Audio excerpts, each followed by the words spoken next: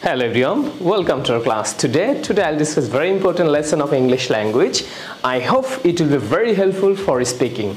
Alright, so let's get start our session.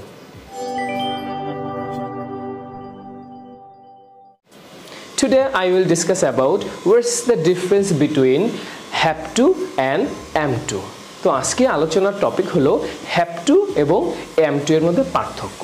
তো first of all will discuss about have to ব্যবহার করি আমরা যখন নিজের ইচ্ছায় কিছু করি তখন আমরা হ্যাভ টু ব্যবহার করি। যেমন আই হ্যাভ টু গো, আমার যেতে হবে। I have to take lunch, আমার লাঞ্চ করতে হবে, আর এই লাঞ্চটা আমি নিজের ইচ্ছায় করতেছি, right.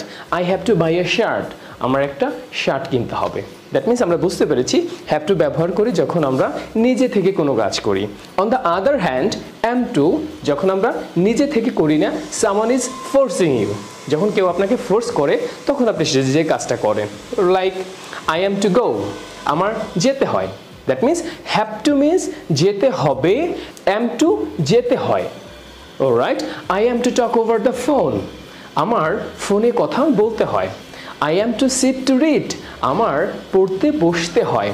I am to take IELTS exam, আমার IELTS exam দিতে হয়। So thank you very much. I hope you have got today's lesson. What's the difference between am to and have to?